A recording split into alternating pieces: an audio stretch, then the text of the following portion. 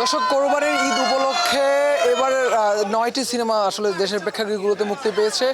সেই ধারাবাহিকতায় প্রথম দিন থেকে কিন্তু যে হলগুলোতে কিন্তু দর্শকদের উপচে পড়া ভিড় আমরা দেখেছি এবং সেই দুপুরের পর থেকে কিন্তু স্টার সিনেপ্লেক্সে আমি যেখানে অবস্থান করছি বসুন্ধরা স্টার সিনেপ্লেক্সে কিন্তু দর্শকদের উপচে পড়া ভিড় আমরা দেখেছি এবং এখানে আসলে যে বেশ কয়েকটি সিনেমার আসলে শো চলছে। রকস্টার, শাকিব খানের রকস্টার, চিত্রনায়িকা বুবলির পিনিক্স এবং আরিফিন শুভ ও বিদ্যাসিনা মিমের মালিক সহ রোহিত, অনেকগুলো সিনেমাই আসলে চলছে।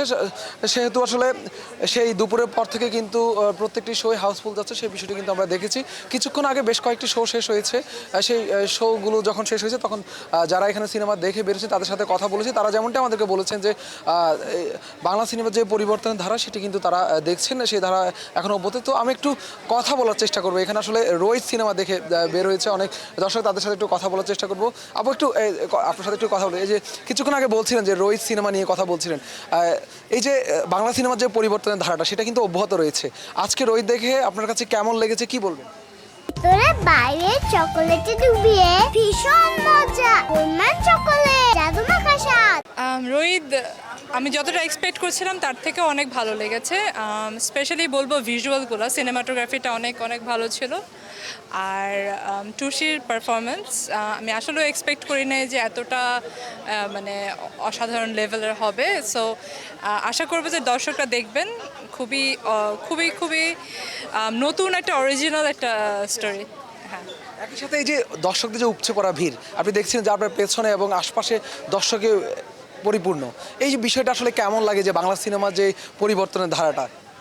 হ্যাঁ, বাংলা সিনেমা গত কয়েক বছর ধরে এই ঈদ কেন্দ্রিক খুব মানে ভালো একটা উপচে পড়া দর্শকের ভিড় হচ্ছে, যেটা আমরা আগে হয়তো বা অল্প কিছু ছবির ক্ষেত্রে দেখতাম। এখন দেখা যাচ্ছে যে এই ঈদে কি 1 ডজনের বেশি সিনেমা বের হচ্ছে। সো সেটা খুবই খুবই ভালো একটা কি বলবো ইন্ডিকেটর যে আমাদের সামনে আরও আমাদের সিনেমা ইন্ডাস্ট্রিটা হোপফুলি আরও ফ্লারিশ করবে। এবং এই সিনেমাটা কিন্তু শুধু যে লোকাল দর্শককে টানছে তা না, এটা কিন্তু অলরেডি আপনার রটারড্যামে কিন্তু আপনার টাইগার কম্পিটিশনের জন্য ওটা লড়ে এসেছে। সো সেটা ওয়ার্ল্ডের একদম ধরেন টপ 10 ফিল্ম ফেস্টিভ্যালগুলোর মধ্যে বলা যায়। সো ডেফিনেটলি খুব ভালো করছি আমরা লোকালি এবং গ্লোবালি। যেমনটি আসলে বলছিলেন যারা আসলে সিনেমা দেখে বের হয়েছেন তারা যেমনটি বলছেন যে এই ঈদে মুক্তি পাওয়া বেশিরভাগ সিনেমাগুলোই কিন্তু বেশ গল্প নির্ভর এবং দর্শকদেরকে টানছে, সে বিষয়টা কিন্তু বলছেন।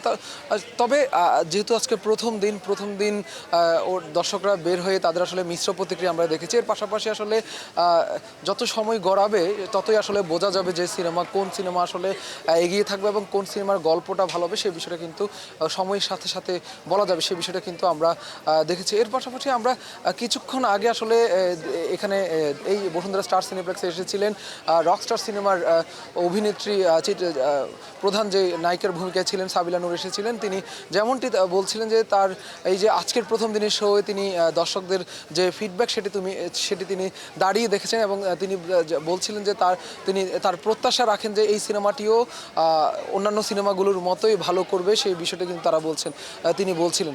এর পাশাপাশি রোহিত সিনেমার টিম এসেছিল, রোহিত পিনিক সিনেমার টিম এসেছিল, তারাও প্রত্যাশা রাখছেন যে তাদের সিনেমা ভালো করবে, সেই বিষয়টা কিন্তু তারা বলছেন। তো সব মিলিয়ে বলা চলে যে বসুন্ধরা স্টার সিনেপ্লেক্সে কোরবানি ঈদের এই প্রথম দিনেও কিন্তু মোটামুটি দর্শকদের উপচে পড়া ভিড় আমরা দেখেছি এবং তারা একটাই বিষয় বলছেন যে এই যে সিনেমার যে পরিবর্তনের যে ধারা সেটি যদি অব্যাহত থাকে বাংলা সিনেমা অনেক দূর যাবে, সেই বিষয়টি কিন্তু তারা বারবার বলছেন। তবে আরেকটি বিষয় আমি জানিয়ে রাখি যে এবার আসলে ঈদের যে সিনেমাগুলো মুক্তি পেয়েছে সেই সিনেমাগুলো মুক্তির আগে আসলে প্রচারণা যে বিষয়টি সেটি কিন্তু খুব চোখে পড়ার মতো ছিল না। এর মধ্যে আসলে বেশ কিছু সিনেমা একেবারেই শেষ সময়ে সে মুক্তির মিছিলে যোগ হয়েছে, সেই বিষয়টি কিন্তু আমরা দেখেছি। তো এইটি নিয়ে আসলে দর্শকদের মাঝে একটি মিশ্র প্রতিক্রিয়া রয়েছে যে তারা বলছেন যে প্রচারণা সেভাবে না থাকলে আসলে তারা সিনেমা নিয়ে আসলে কোন সিনেমা দেখবেন সে বিষয়টি কিন্তু তারা দ্বিধাদ্বন্দ্বে পড়ে যান। দ্বিধাদ্বন্দ্বে পড়ে যান সেই বিষয়টা কিন্তু তারা বলছেন। সব মিলিয়ে যদি আমি বলতে চাই যে আসলে দর্শকরা বারবারই বলছেন আমাদেরকে একটি বিষয় যে যদি প্রচারণায় যে ডিরেক্টররা রয়েছেন বা সিনেমার যে সংশ্লিষ্ট কলাকুশলী রয়েছেন তারা যদি আরও বেশি জোর দেন তাহলে তারা কিন্তু সিনেমার ক্ষেত্রে আগ্রহটা বাড়বে সে বিষয়টা কিন্তু তারা বলছেন। তো আরেকজন দর্শকের সাথে আমি একটু কথা বলবো, তিনি একটু আগে আমরা দেখেছি যে সিনেমা দেখে বেরিয়েছে, একটু কথা বলবো এই যে কোন সিনেমা দেখেছেন এবং কেমন লেগেছে কি বলবেন? রোদ দেখেছি। কেমন লেগেছে সিনেমা? এক কথায় বলতে গেলে আসলে দারুণ সুন্দর। কোন বিষয়টা সবচেয়ে বেশি ভালো লেগেছে? আমার সবচেয়ে ভালো লেগেছে স্টোরি তো বটেই, কিন্তু যেহেতু আমি নিজে একজন অ্যাক্টর, আমার মানে ক্যারেক্টারাইজেশন, ওদের অ্যাক্টিংটা ভীষণ ভালো লেগেছে। যে যেখানে যতটুকু কাজ করেছে, মানে এই ব্যাপারে কোনো ভাবনার আসলে আর অবকাশ নেই যে তাদের প্রিপারেশন এবং তাদের যে ক্যারেক্টারাইজেশন, মানে সেটা যে সত্যি সত্যি অ্যাক্টিং হচ্ছিল সেটাই বোঝার উপায় ছিল না। তুষির অভিনয় নিয়ে কিন্তু সবাই বাহাবা দিচ্ছে, কি বলবো?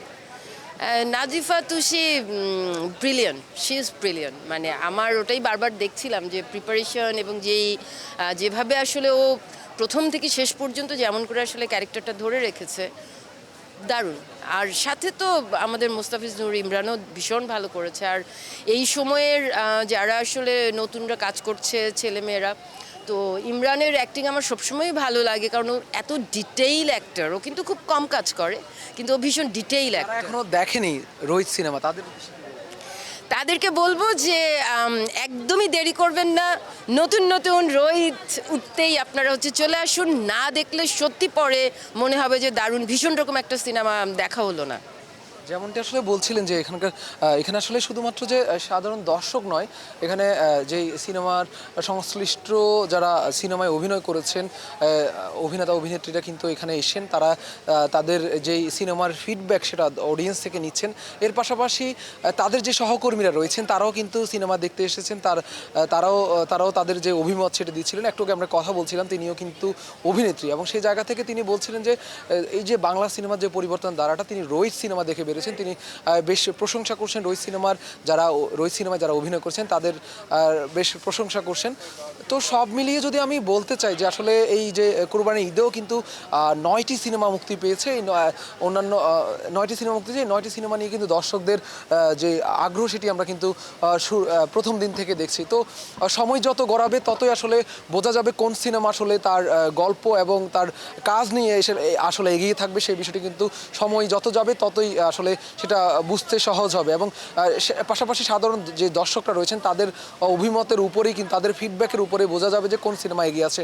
তো বসুন্ধরা স্টার সিনেপ্লেক্সের পরিস্থিতি যদি আমি এক কথায় বলতে চাই যে ঈদের প্রথম দিন যেহেতু কোরবানির ঈদ, সেহেতু আসলে গরুর যে কাটাকাটি যে বিষয়গুলো সেগুলো নিয়ে কিন্তু মোটামুটি যারা দর্শকরা রয়েছেন তারা কিন্তু ব্যস্ত সময় বার করছে। এর পাশাপাশি যারা সিনেমা সংশ্লিষ্টরা যারা রয়েছেন তারা বলছেন যে পরের দিন থেকে, অর্থাৎ আজকের একদিন পর থেকে আসলে দর্শকদের যে ভিড় সেটি আরও বাড়বে সেই বিষয়টি কিন্তু বলছেন। তো বসুন্ধরা স্টার সিনেপ্লেক্স থেকে এই ছিল আমার কাছে সবশেষ।